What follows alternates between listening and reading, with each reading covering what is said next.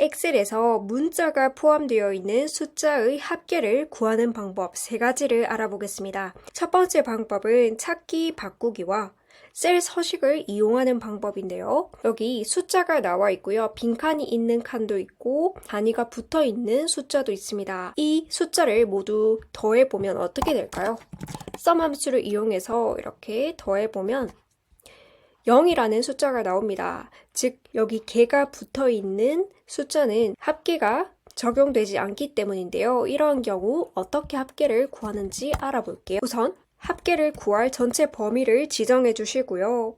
Ctrl H를 누르거나 홈의 찾기 및 선택의 바꾸기로 들어갑니다. 그 후 찾을 내용에 개 입력을 해주고 바꿀 내용에 가서 스페이스바를 한번 누른 뒤에 모두 바꾸기를 누릅니다. 그럼 단위가 모두 없어지게 되고요. sum 함수를 입력해주고 합계를 구해보겠습니다. 그럼 이렇게 합계가 제대로 나오게 되고요. 단위를 붙여야 되는 경우 다시 범위를 선택해주고 Ctrl 1을 누른 뒤에 표시 형식의 사용자 지정으로 들어가서 G표준이라고 되어 있는 곳 바로 옆에 큰 따옴표를 붙이고 단위를 입력해주면 됩니다. 그리고 확인 버튼을 누르면 이렇게 단위가 다시 나오게 됩니다. 자, 이번에는 이렇게 모든 단위가 붙어 있는 경우 숫자를 합계 내는 방법을 알아볼게요. 어퍼스트로피를 입력을 해주고 는을 입력하고요. 숫자를 제가 그대로 입력해 보겠습니다. 1 더하기 5 더하기 8을 입력해주고 그 후 아래쪽으로 두 번째 셀로 내려가서 Ctrl 1을 눌러주겠습니다. 맥북도 Ctrl 1을 누르면 빠른 채우기가 가능해지고요.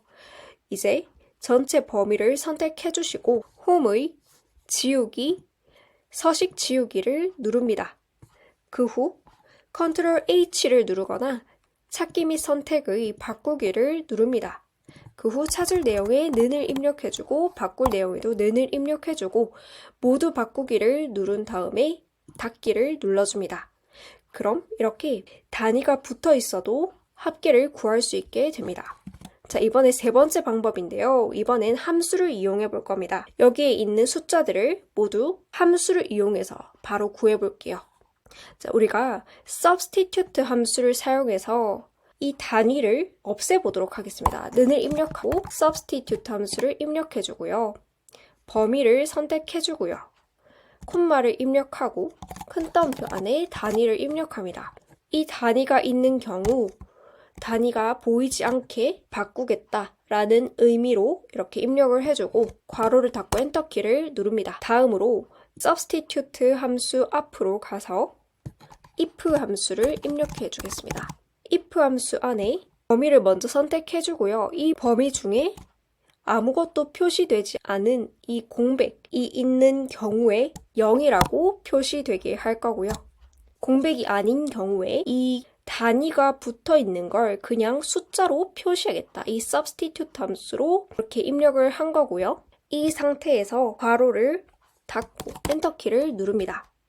자, 여기서 빈칸인 경우 0이라고 나오도록 입력을 한 이유는 이렇게 입력을 안 하면 샵 밸류 느낌표 이 오류 표시가 뜨기 때문입니다. 그래서 이걸 입력을 해준 거고요. 자, 이 상태에서 if 앞으로 가서 value 함수를 입력해 주겠습니다. 자, value 함수를 입력하는 이유는 substitute 함수로 단위가 제거된 숫자로 변경했을 때 그때의 이 숫자가 단순히 일반적인 숫자가 아닌 텍스트 형식의 숫자이기 때문입니다.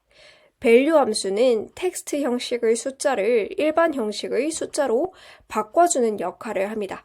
그래서 value 함수를 써주는 거고요. 자, 이제 마지막으로 value 함수 앞에 sum 함수를 입력해 주겠습니다. sum 함수를 입력해주고 괄호를 닫고 엔터키를 누릅니다. 그럼 빈칸이 있든 단위가 있든 상관없이 이렇게 합계가 구해지게 되고요. 아래쪽에도 자동 채우기를 하면 마찬가지로 합계가 모두 제대로 더해져서 나오는 걸 알 수 있습니다.